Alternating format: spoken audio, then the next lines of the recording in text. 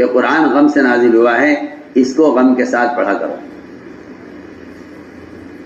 اس کو غم کے ساتھ پڑھا۔ اسی لیے فرمایا من لم یتغنى بالقرآن فلیس منا، جو قرآن کو غم کے ساتھ نہ پڑھے وہ ہم میں سے نہیں ہے۔ اس لیے کہ اصل میں غنا کیا ہے؟ وہ گانا نہیں ہے، وہ تو ایک دل میں غم کا ایک شعور ہوتا ہے۔ اس شعور کی وجہ سے ہی شعراء کو شاعر کہا جاتا ہے نا۔ اس زمانے کے شعراء تھوڑے ہی ہیں، یہ تو بیچارے قافیہ بندی کرتے ہیں، اس کو قافیہ بندی کا نام شعر نہیں ہے۔ جی ہاں، مقفع کلام شعر نہیں ہے، شعر تو شعور سے بنا ہے، جس کا دل زندہ ہو، جس کے دل میں شعور ہو، جو آدمی اندر سے غمگین ہو۔ آپ دیکھیے ان لوگوں کے اشعار دیکھیے جن کی زندگیاں مشکل گزری ہیں، اندر سے غم اور اندر کی پریشانیاں اور تکالیف ان کے اندر ایک شعور پیدا کرتی ہیں۔ اس شعور سے شاعر بنتا تھا۔ اس زمانے میں تو تک بندی کا نام شاعری رکھا ہوا ہے۔ جی ہاں، تک بندی کو شاعری کہتے ہیں، حالانکہ شاعری الگ چیز ہے، تک بندی الگ چیز ہے۔ حدیث میں ہے من لم یتغنى بالقرآن فلیس منا۔ اس لیے خوش الہانی کے لیے چند چیزیں ضروری ہیں، شعور ہو،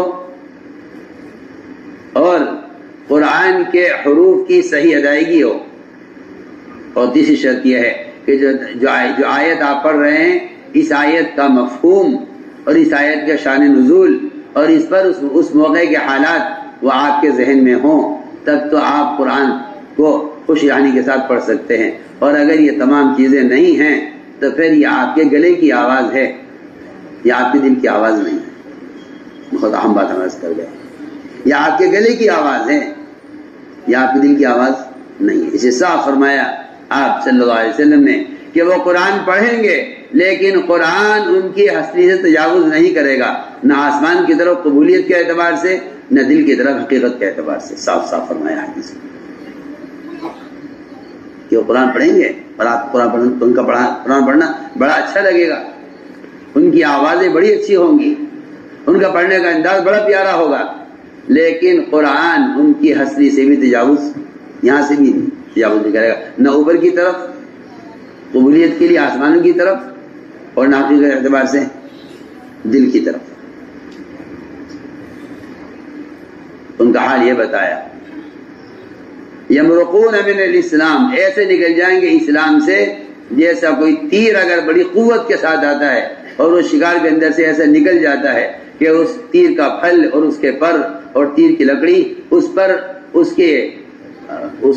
جانور کے اندر کی اس کی جو ہے گندگی کا اس پر کوئی اثر نہیں ہوتا، تیر صاف نکل جاتا ہے شکار کو پھاڑتا ہوا۔ کہ اسلام سے ایسے نکل جائیں گے کہ ان پر ان کے قرآن کا اور ان کی نماز کا، ان کے اعمال کا ان پر کوئی اثر نہیں ہوگا ذرہ برابر، ایسے نکل جائیں گے اسلام سے۔ یا آپ حدیث ہے، اس لیے میں نے عرض کیا کہ حدیث کے اس روایت پر غور کرو، من لم یتغنى بالقرآن فلیس منا۔ اس کا پہلا مطلب یہ ہے۔ دوسرا مطلب یہ ہے کہ جس آدمی کے گلے کی گنگناہٹ اور اس کی زبان کی حرکت قرآن نہ بن جائے وہ ہم میں سے نہیں۔ اگر کسی مسلمان کو قرآن سے بڑھ کر کسی غزل میں، کسی شعر میں، کسی افسانے میں اور کسی کہانی میں مزہ آتا ہے تو حدیث یہ کہتی ہے کہ پہلے ایسا شخص وہ ہماری جماعت میں سے نہیں ہے۔ سنو تو صحیح، من لم یتغنى بالقرآن فلیس منا۔ جس آدمی کے گلے کی گنگناہٹ قرآن نہ ہو جائے وہ ہم میں سے نہیں۔ ہاں، ہوتا ہے لوگوں کو شوق ہوتا ہے گنگنانے کا، ایک شعر پڑھتے رہتے ہیں سارا دن، یہ مزاج ہوتا ہے۔ مثل مشہور ہے، رانی ہو یا مہترانی گائے کی ضرور، رانی ہو یا مہترانی، یا رانی ہو یا مہترانی گائے گی ضرور، یہ مزاج ہوتا ہے۔ رانی کہتے ہیں رانی کو، مہترانی کہتے ہیں بھنگن کو، ہر ایک کا مزاج کہے کا ہوتا ہے، گانے کا ہوتا ہے، ہر ایک کا مزاج گانے کا ہوتا ہے۔ کہ من لم یتغنی بالقرآن فلیس منا، جس آدمی گلے کی گنگناہٹ اور اس کو قرآن کے پڑھنے میں گانے سے زیادہ لذت محسوس نہ ہونے لگے، وہ ہم میں سے نہیں ہے۔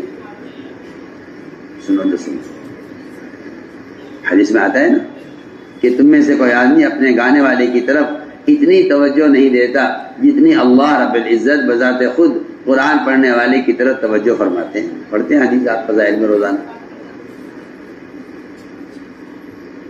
تو میں نے ایک بات عرض کی ہے کہ رانی اور مہترانی گائے گی ضرور، ہاں یہ مزاج ہوتا ہے لوگوں کا۔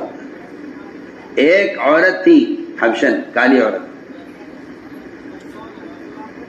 اسلام لے آئی، آپ کی مسجد میں رہتی تھی اور اس کا کام یہ تھا کہ وہ تمام دن مسجد کا کوڑا کرکٹ صاف کرتی رہتی تھی، دن کے چنتی رہتی تھی، اور جب فارغ ہو جاتی صفائی سے تو مسجد کے ایک کونے میں جہاں عورتیں آپ کے زمانے میں نماز پڑھا کرتی تھی اس حصے میں جا کر لیٹ جایا کرتی تھی، اور وہاں لیٹ کر ایک شعر پڑھتی تھی، وہ وہاں لیٹ کر ایک شعر پڑھتی تھی وہاں لیٹ کر، وَيَوْمَ الْوَشَاحِ مِن تَعَاجِيبِ رَبِّنَا أَلَا إِنَّهَا مِن دَارِ بِكْفِ نَجَّانِي، یہ شعر پڑھتی تھی۔ آپ نے سنا اسے شعر؟ فرمایا کہ تو یہ کیا پڑھتی ہے؟ وَيَوْمَ الْوَشَاحِ مِن تَعَاجِيبِ رَبِّنَا أَلَا إِنَّهَا مِن دَارِ بِكْفِ نَجَّانِي، یہ کیا ہے؟ اس نے کہا کہ رسول اللہ یہ شعر تو بڑا لمبا قصہ ہے۔ میں کیا قصہ ہے؟ شعر کا مطلب ہے کہ ہار والا دن میرے رب کے دنوں میں سے سب سے عجیب و غریب دن تھا، اس دن نے مجھے کافروں سے نجات دلائی ہے۔ آپ نے پوچھے کیا قصہ کیا ہے؟ یہ قصہ کیا ہے اس شعر کا؟ اس نے کہا جی میں ایک بڑے یہودی تاجر کی باندھی تھی، اللہ نے میرے دل میں ایمان اور اسلام کا کی روشنی میرے دل میں ڈال دی، میں ایمان لے آئی، رہتی تھی اس تاجر کے پاس، یہودی تاجر تھا، بڑا مالدار، بہت مالدار، اس کے بچوں کو کھلانا بہلانا میرے ذمہ تھا۔ ایک دن میں اس کے بچے کو لے کر اس کے قلعے کے باہر بیٹھی ہوئی تھی، اور اس کے بچے کے گلے میں بڑا قیمتی موتیوں کا ہار، جواہرات کا ہار اس کے بچے گلے میں تھا۔ اچانک آسمان سے چیل آئی اور اس نے جھپٹا مارا اور اس بچے کے گلے سے وہ ہار نکال کر لے گئی۔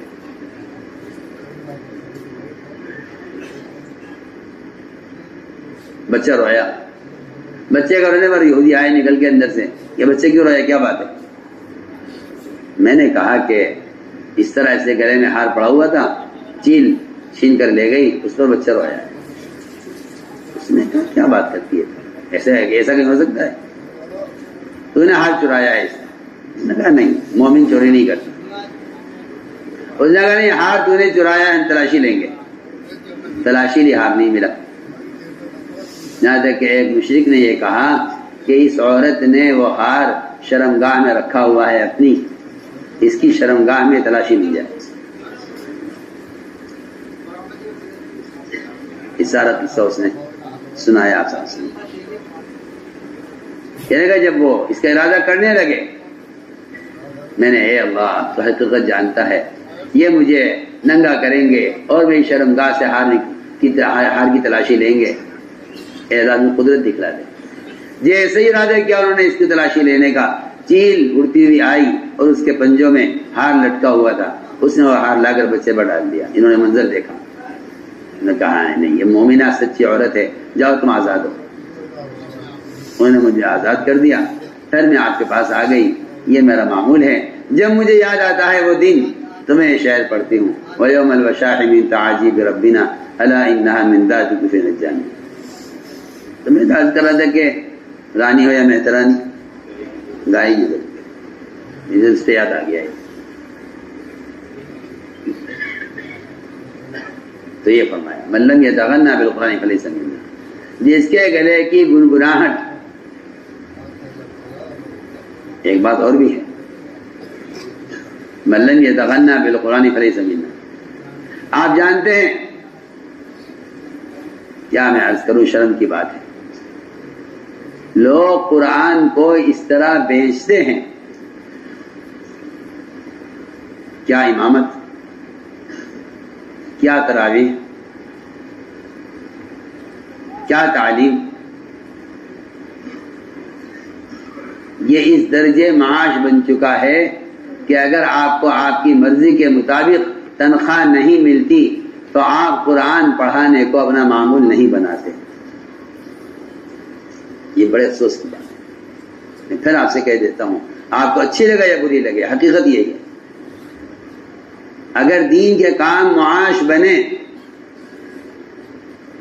اگر دین کا کام معاش بن گئے، اگر دین کا کام معاش بن گئے تو پھر یہ دنیا کے اسباب میں سے ایک سبب بن جائے گا. جس کو یہ حاصل ہوگا وہ خدمت کو انجام دے گا، جس کو یہ حاصل نہیں ہوگا وہ خدمت انجام نہیں دے گا. حالانکہ میں آپ سے عرض کر دیتا ہوں کہ اس امت کے خیر امت ہونے کے لیے دو چیزیں شرط ہیں. دو چیزیں، ایک دعوت، ایک تعلیم. دعوت اور تعلیم یہ دو شرط ہیں اس امت کے خیر امت ہونے کے لیے. آپ پڑھتے ہیں حدیث، خیرکم من تعلم القرآن وعلمہ. صرف تعلمہ نہیں فرمایا بلکہ علمہ کے ساتھ اس کو شامل کیا.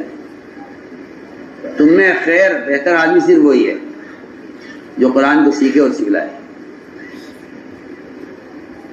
میں حدیث کا مطلب بیان کر رہا ہوں، من لم یتغنى بالقرآن فلیس منا. جو آدمی قرآن پڑھ کر یا قرآن پڑھا کر بھی غنی نہ ہو ہم میں سے نہیں ہے. آپ دیکھیں تو صحیح، علماء نے کہاں تک اس کے معنی میں وسعت رکھی ہے. اللہ ایسے ایسے معنی بیان کیے ہیں. میں سمجھتا ہوں ان سارے معنی پہ غور کرو تو ہمارے اس زمانے میں ان سارے معانی کو کی ضرورت ہے. ان سارے معنی کی ضرورت ہے. یہاں تک کہہ دیا من لم یتغنى بالقرآن فلیس منا، کہ جو قرآن پڑھ کر بھی غنی نہ ہو ہم میں سے نہیں ہے. آپ سوچئے نا، آدمی قرآن پڑھے اور پڑھائے اور سوال کرے، ہو ہی نہیں سکتا. جو لوگ کالجوں میں، اسکولوں میں ماسٹر پروفیسر حکومت کا جہل پڑھاتے ہیں وہ سوال نہیں کرتے لوگوں سے. وہ کہتے ہیں ہم حکومت کی پڑھائی پڑھاتے ہیں، حکومت کا جہل پڑھاتے ہیں، حکومت ہمیں پالتی. دیکھ لیجیے آپ، ان کو رہنے کے لیے کوارٹر ملیں گے حکومت کی طرف سے. یہ بیمار ہوں گے حکومت علاج کرائے گی، بیمار ہوں گے حکومت علاج کرائے گی. یہ حکومت کے ملازم ہیں. کیا کہوں آپ سے، افسوس کی بات ہے. اہل باطل کا جہل پڑھا کر مسلمان کو پلنے کا یقین ہے، رزاق کا علم پڑھا کر پلنے کا یقین نہیں ہے. کیا کہوں آپ سے، رونے کی بات ہے. ان فقیروں کا جہل پڑھا کر پلنے کا یقین ہے. پوچھو پروفیسر صاحب سے، آپ بیمار ہوں گے تو کیا ہوگا؟ کہ حکومت علاج کرائے گی نا، میں حکومت کا ملازم ہوں. اسکول کی چھت گرے گی تو کیا ہوگا؟ کہ اسکول کی چھت وہ حکومت ٹھیک کرے گی نا، کیونکہ حکومت کا اسکول ہے. کیا بات ہے. میں حضرت کی باتیں لفظ بلفظ نقل کر رہا ہوں. آج کل تو نئے بیانات پڑھنے کا شوق ہے نا لوگوں کو، حفصہ کے بیانات تو پڑھتے نہیں.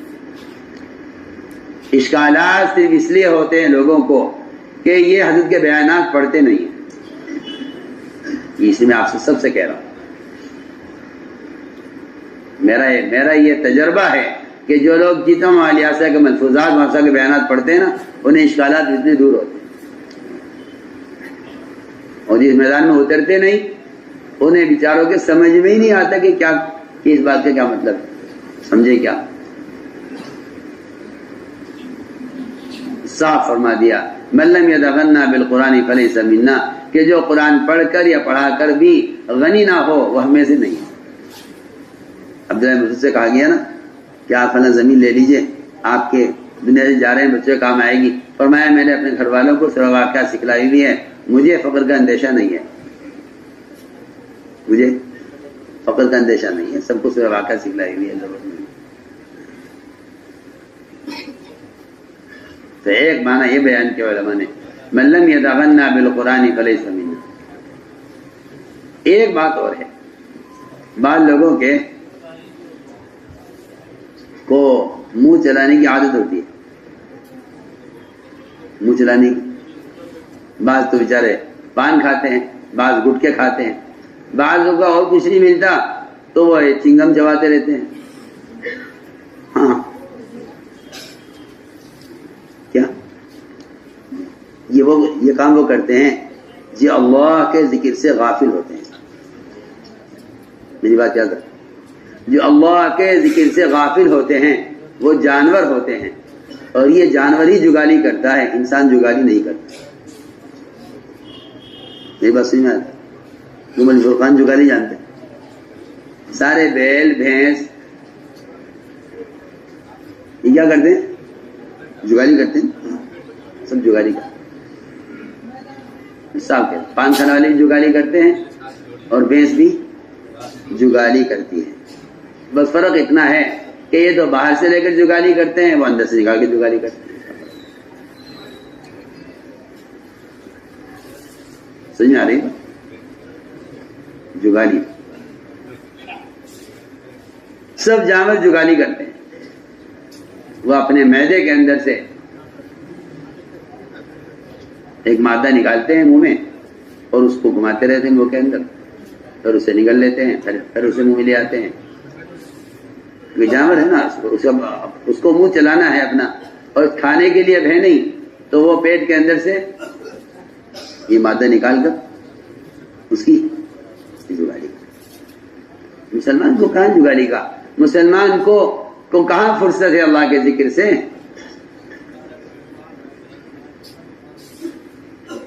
مسلمان کو اللہ کے ذکر سے کہاں فرصت ہے